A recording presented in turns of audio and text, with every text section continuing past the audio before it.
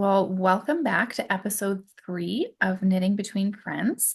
I'm Elizabeth, and I'm here with my good friend Jillian. We are longtime friends, longer time knitters, and we are very excited to be bringing you this podcast. Um, I would encourage you, if you have not heard episodes 1 or 2 yet, to go back and listen to those as well. Episode 1, we just kind of give a little bit more introduction, more background on ourselves and our knitting journeys. And then in episode 2, we talk about what we are giving for Christmas gifts this year, what sort of homemade, handmade, rather knitted gifts we are giving for Christmas this year, and why that's something that you just have to be real careful about. Yeah, Today, absolutely. we are back to talk about our favorite knits from 2024. Um, yeah, and I'm very excited for this episode. This was kind of a fun exercise for me too, actually. This is something that I typically do at the end of the year, reflect on the things that I've Mhm. knit in that year Yeah. and kind of pick some favorites. So yeah, I'm curious how that was for you, Jillian. Oh, well, first of all, I can't believe it's our last episode of the year Yeah. Oh my already. God. Mhm. This month flies always. Yeah, agreed. I think you and I had very different knitting years, and so I think it'll be kind of fun to see that contrast there. By which I mean I spent most of the year on one very long, laborious project, and I think you made many more, just a higher volume of things than I did, and both are valuable. So For why sure. don't you kick us off Yeah. with one of your faves from the year? Yeah. Yeah. So just like some background information on this here. I am kind of a sweater knitter. Yeah. That has historically been my default. I enjoy the challenge of a bigger project, something that's a little bit more long term, and something that just feels to me at least like a higher payoff.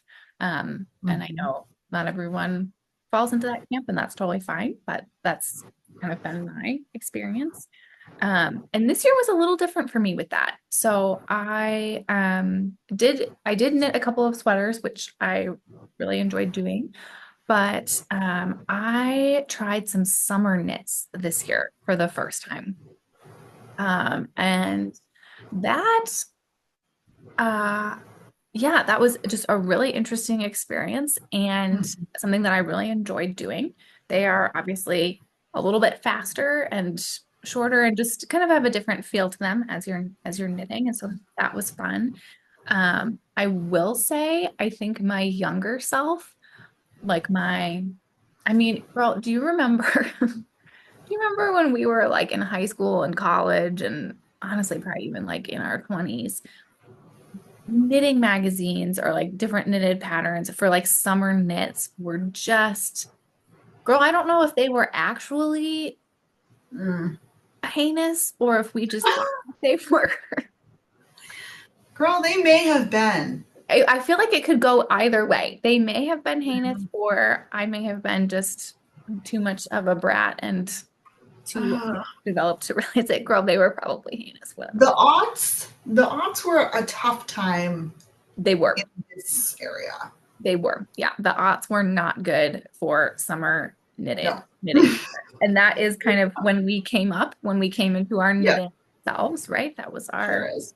knitting Sure is. adolescence as well as our literal adolescence. Yeah. And so all that to say, I just feel like I really had this idea in my mind that Mm, summer knitted things were just ugly and not something that I wanted to engage in. yeah. Well, Yeah. that is not true. Yeah. That is not true. That is no longer the case. Probably hasn't been the case for a while, but I just kind of learned that Mhm. this year. I maybe had a little bit of an inkling of it the tail end of last year. Okay. But I knew this summer I was like, I want to try doing some summer knits. I think Yeah. that just feels like where I have energy. And so I actually texted your sister, Mm, who is just an excellent yeah. resource for just so many things.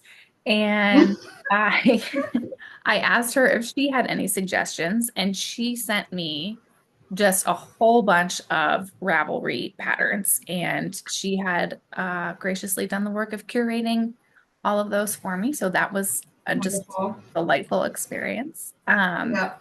And the two that I ended up making were Camisole number 10 by my favorite knitting.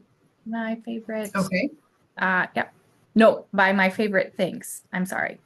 Camisole number 10 by my favorite things. We'll put the link in the show notes. I'm having a little bit of difficulty reading my own hand this talk. So that's what's transpiring. And it's just like it's a tank top, essentially, right? Mhm. Super basic. Um, a very flattering kind of boat neckline. And it knit up very, very quickly, very easily. I Nice. used knitting for Olive, pure silk in their fingering weight. Mm, Um, and knitting for Olive lovely. yarns. I know. They're just so lovely. The colors are so nice. I love everything about them.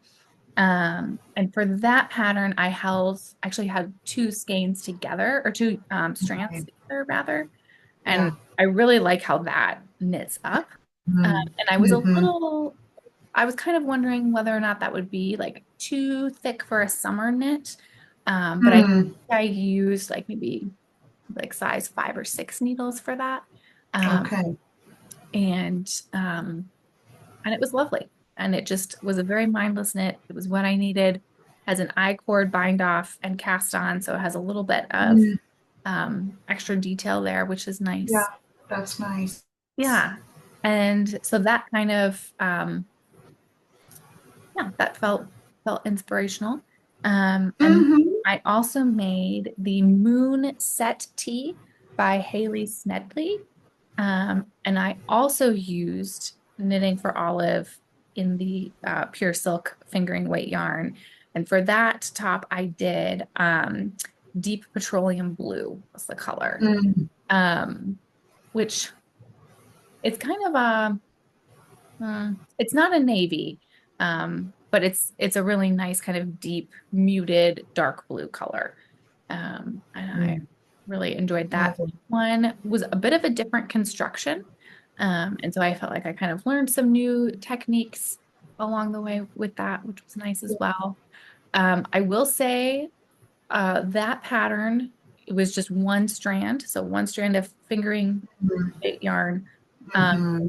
on size 3 needles. Mm. So Okay. the body of the project took a while, Yeah. um, Yeah. but in a way that also felt really good. So I think I mentioned to you at the time when this was happening, but I had a work conference, a virtual Mm. work conference, and I just knit Yeah. the body of that top during my week-long work conference, and that was a Mm. really great project Wonderful. for that because it just was totally mindless. So I could still focus on the information that was Yeah. being um yeah, Love that. I feel very pleased with both of them. And I'm already thinking about adding to my summer knit connect Mm. for next year. All right. Now, did either of your summer knits have sleeves? Mm, Or these sleeveless items? yeah, yeah, girl, what an excellent question you have just asked. So the camisole number 10 did not have sleeves. That is a Yeah. sleeveless Yeah. garment. Um, Mm. which is kind A of what joy. I'm going for when Yeah. because I was just feeling so done with Yeah. sweater sleeves are just rough. And I was coming off a particularly rough one. And I was like, Mm. I never want to knit another sleeve again. So I found Yeah. this Been pattern. there. Yep. Yeah, yeah, girl, for 2 years when you only knitted sleeves. Yeah. Um, and See then, episode 2 for the details on that story, yeah, but we yeah, digress. that was a rough time. Um, I will say when I finished that tank, I really, really liked Moonset Tea. Um, Mm. and that pattern does have sleeves.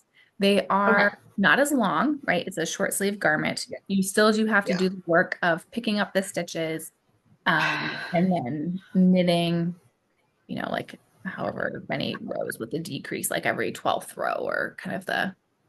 the Yeah. standard sleeve protocol there. But I did really like the pattern and I felt like it was worth it. I really like the collar in that. Mhm. Um, and I think the pure silk by Knitting for Olive was just a really good choice for both of them. Mm, Nice and lightweight, very breathable, yeah. good for hot weather. I'm Wonderful. very Mm. pleased. What a wonderful addition to your knitted wardrobe. It extends the time Yeah. of the year that you can enjoy these items. I love that. Yes. Yes. I liked that as well. And I was also very intentional about choosing patterns that you could just wear a regular bra with. Mm. There are many, of course, where that Mhm. would maybe not be the case, but that did Yeah. feel like Yeah. a priority This for makes me. it very wearable. Yes, yes. I wanted it to be something that's just like I pull this on in the morning and I don't think about it. And it's not Yeah. like, I don't know, I don't have to be in like outfit mode. Do you know what I Mhm. mean? It's I do. comfortable, it's accessible, Yeah. it's just normal and fine. Yeah. Now, it seems like every episode I ask you about washing the knitted garment. That's just a constant worry that I have with knitted garments. And Yeah, I'm thinking about summer. I'm thinking yeah, a yeah, little bit sweatier than yeah, usual. yeah. How's the kind of care and keeping of these garments working for you? Yeah, no, that's an excellent question. This is not a wool cardigan that, maybe doesn't really Yeah. need to be washed just all that often. Yeah. Well, girl, I don't have a ton to say about that. I Okay. have hand washed them both and then Mm, just like laid them flat to dry, and that's been fine. mm, Um, it does, good. I definitely would not put them just straight up in the washing machine. Yeah. But I am curious, particularly since I did a cream yarn for Mm, the tank. Um, yeah. I'm just, yeah, curious how that will Yeah. go with time. I do also think, uh, girl, am I making this up? I feel like silk has some kind of like microbial problem Yeah. thing. I think that is real. I think it I is. think that is real. I'm also guessing you could probably dry clean these. Like Oh, if that became a consideration, or you're just yeah. more, that feels a little high maintenance for my own self, I will say, Yeah. but I could see how that would very much be an option if that's something that Mm, feels like it works for you. yeah. That's always it's a struggle for me in really hand washing a top. It's not that difficult. Yeah, I have a mental block with it. I have a basket right over here yeah, of garments that need to be hand washed. But to your point, I have a basket right over here of things that I should take to the dry cleaner. So yeah, it's yeah, just a struggle, and I need to just push through that mental block and take care of it. But wonderful. I'm so glad that yeah. you had a good experience with these garments. Yes, I will say in general, to that point, I am pretty willing to push the envelope and put things Mm, in the washer on like the most gentle, yeah. delicate cycle where there's like no spin. My Yes. machine has that option. I'm Yeah. not sure if all washing machines do. Um, Maybe in a mesh bag or something yes, yes. to protect Yep. it as well. And then obviously nothing ever, ever, ever in the dryer. Yes, yes, yes. Thank you for sharing that reminder. That's an important one. Yeah. Yeah. Wonderful. Well, girl, I feel like I've been talking for a long time here. What are your favorite knits from Yeah, 20? I would be delighted to tell you about my 2024 knitting. Just about a year ago, I took it into my head to undertake a knitted sweater vest Mm. worked in a color work herringbone. Um, I saw, this is a long story and I'll tell it on another episode, but I saw this incredibly elegant, chic woman at the grocery store wearing this fabulous herringbone sweater vest, and I just felt like I must knit that. Mm. And to fast forward a bit, could not find a pattern that was suitable, so ended up finding a just very simple one color sweater vest pattern that I'm going to add color work into to create the herringbone. But haven't we all had that experience of finishing a knitted garment to find it doesn't fit? Yes. And it That's the just worst felt feeling. the worst feeling. And I'm a rather petite person, and Yeah. standard sizing quite often just isn't quite right for me. And I couldn't bear the thought of doing this herringbone color work and having it not fit. So I have spent the majority of this year, I would give it a full 6 to 7 months on a prototype Hmm. of this sweater vest. Hmm. So I will not say any more about it because the prototype is not wearable and it is not a favorite knit. But just know that that is where a lot of my knitting energy has gone. But once that was concluded, I moved on to a cardigan Mm. pattern. It's the Everyday Cardigan by Mel Clark. Okay. Quite quite simple. It's a cropped cardigan, has just one button, and actually I omitted the button because I cannot foresee ever buttoning this button. So just left that off.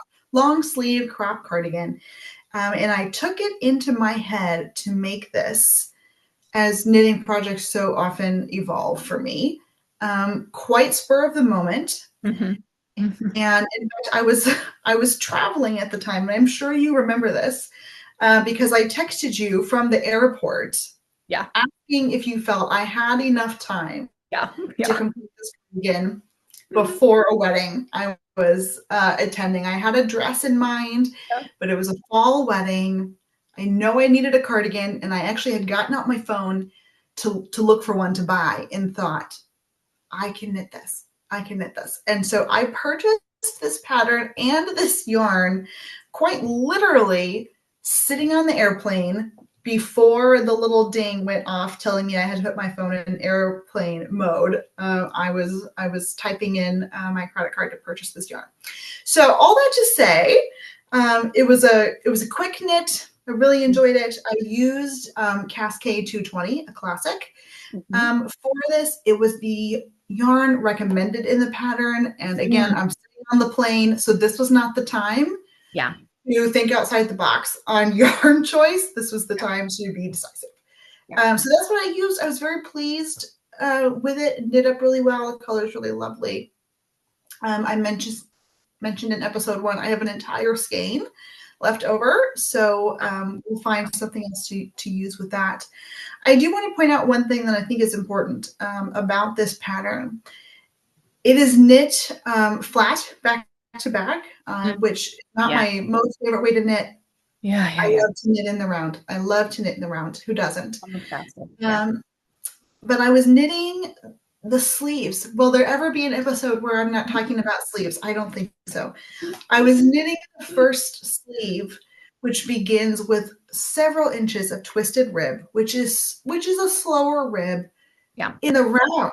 And I was doing it back and forth, if Uh, you recall. yeah. Which is so tricky because then you also you just have to be tracking more because you're working along the backside. It's not just all the same every single loop. Nope, nope. And it's a lot of purling, and I'm a slow purler. And I recall it was one of these moments where you just dole out a little knitting wisdom to me. We were on one of our regular knitting video calls, much like this, Yeah. and you just gently made the observation that I did not seem to be enjoying myself Mhm. and that I was putting the knitting down in front of me quite a bit while we're speaking, just kind of not doing it. Yeah. Uh, and you gave me the recommendation to just join that sleeve in the round Yeah. and just knit it in the round. Yeah. Forget what the pattern says, just knit it in the round. And I confess to you, that had not occurred to me. It really, as I'm sitting here thinking, I'm so annoyed that I'm doing this back and forth, it did not even occur to me that I had a choice, that I had an option in Yeah. that moment. And I did. And that very moment, I joined that sleeve in the round. I knit the rest of it in the round, and the second sleeve also in the round from the very beginning. So much faster. Eliminated the need to seam Mm, that sleeve before setting it in. mm, And dare I say, it turned out just the same, if not better, than knitting it back and forth. mhm. So, in a very specific way, a piece of advice that if you choose this pattern, consider knitting those sleeves in the round. And a general piece of advice to remember that this is your knitting Yeah, and you have a choice. If you don't like that rib, pick a different yeah, ribbing. yeah, Who cares? It's your project. yeah, The absolutely. only thing that matters is that you like it. So that was a fun one. Glad to have that in the wardrobe as a lighter piece to wear over dresses. It is a cropped cardigan by nature, and I cropped it a bit more again, being Yeah. quite a petite person. So that's one of my favorites from the year. Okay. Okay. Now, I just feel like we're right here. Like Yeah, we're right up on it. So I just have to ask. yeah.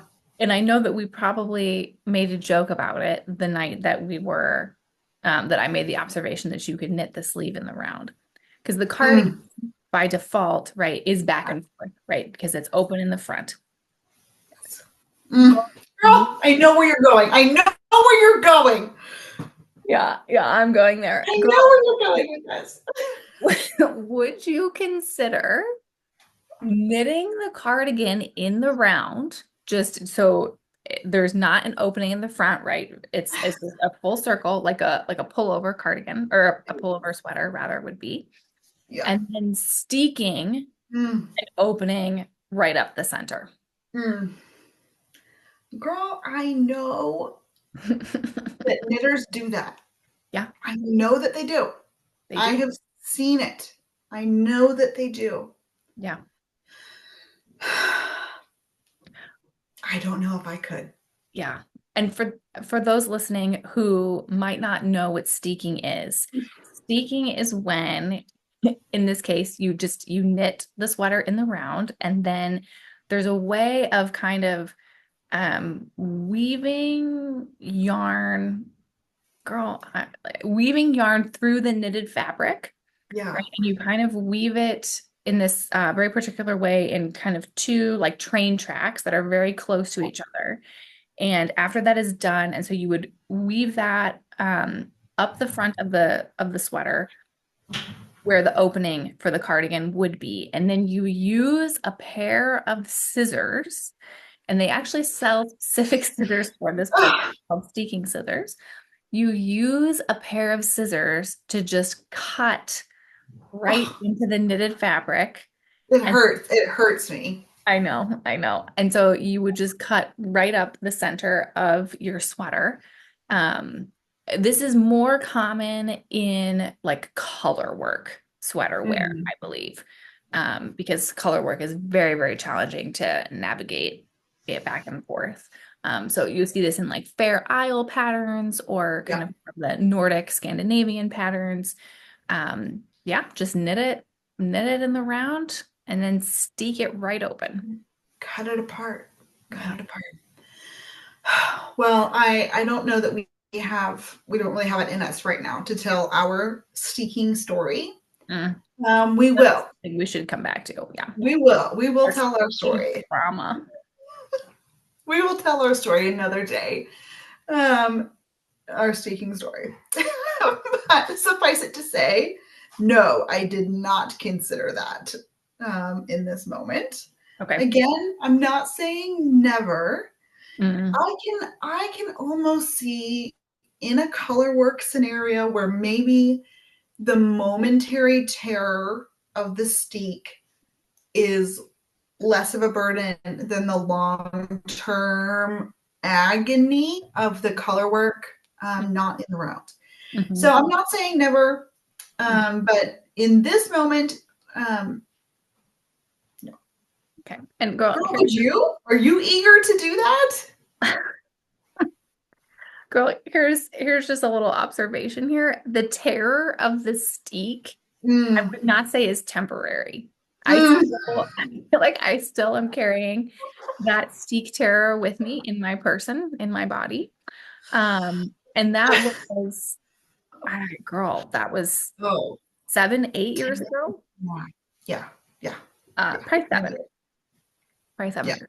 And that that still is with is me. Girl, that's a long time.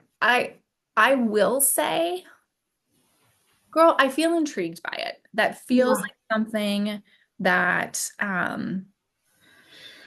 girl, that just feels like a more advanced knitting yeah, skill that yeah, would be fun to have. yeah, Um, particularly if one was doing a color work pattern. Um, but girl, yeah, that is girl, it's a lot. It's a lot. yeah.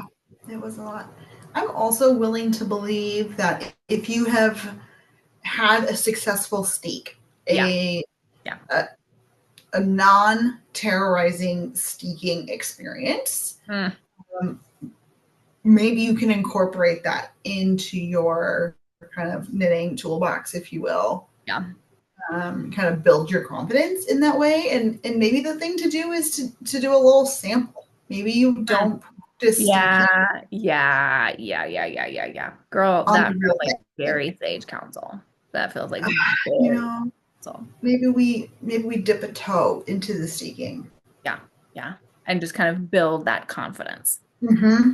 so Yeah, that we are not cutting into a yeah, sweater that yeah, we've just spent hundreds of hours color yeah, work knitting yeah. on size 4 needles. So that's what was happening. Um, I, that is what was I happening. know it was. Maybe even been great. I am curious though, if any of our listeners have any experience with steaking. If Tell so, us. will you please tell us in the comments? Yes. Was it terrorizing? Was it Yeah. positive? Was it negative? Would you do it again? Give us all Yeah. of the information. Because I would love to interact with a real person who has actually done it to tell about it. Just Girl, we did it. yeah, we did it. We did do We it. did do it. We did do it. That's true. So I guess we would fall into that category. But yeah.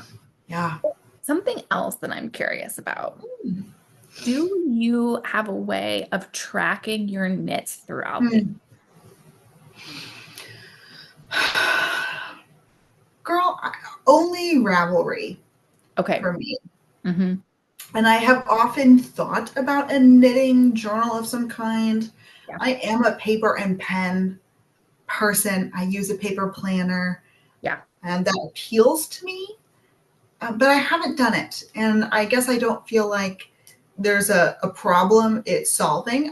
Despite the fact that I have between 3 and 7 knitted projects happening at once.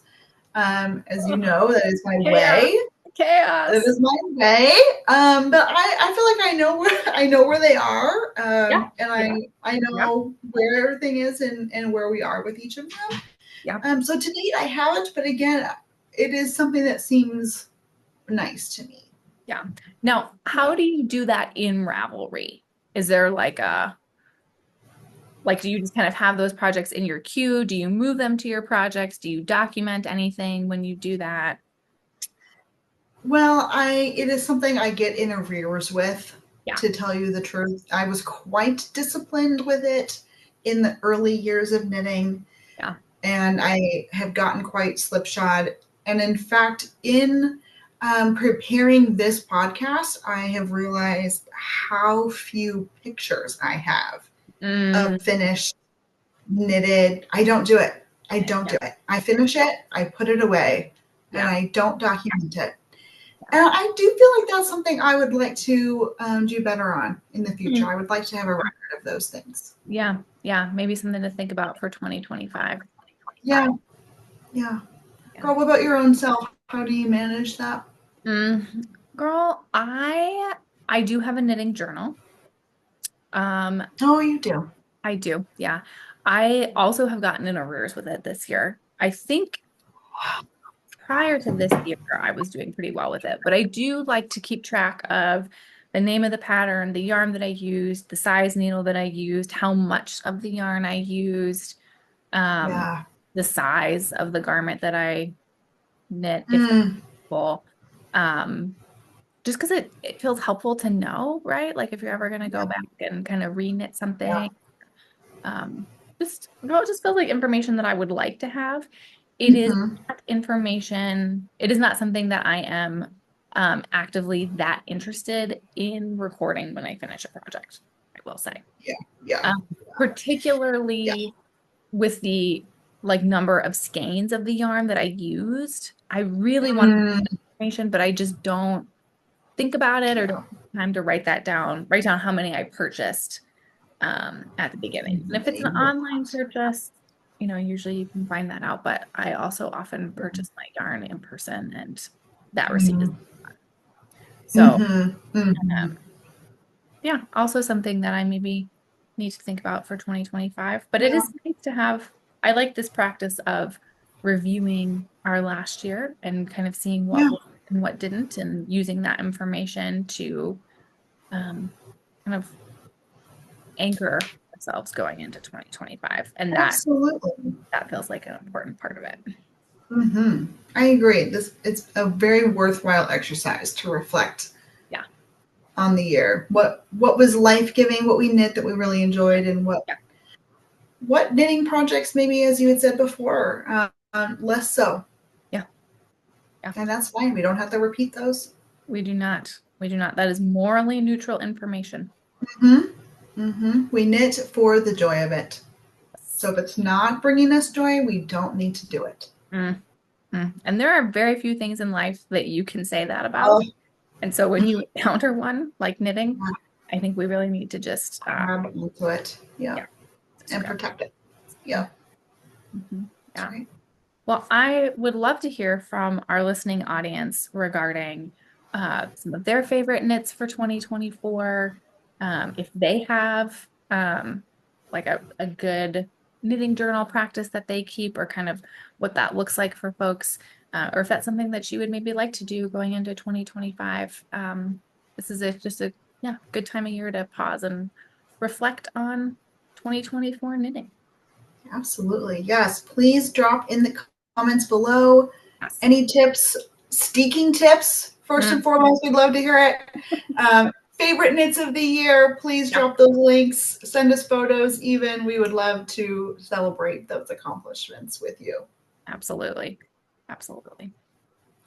Elizabeth, I wanted to just thank you Oh, for sharing this space with me this past month. It has been such a treat. I feel like it has just increased my enjoyment of my own mm, knitting, brought more attention to it, mm. more mindfulness to it. And I'm really looking forward to next year and the additional things that we will knit together and the discussions we will have here at Knitting Between Friends.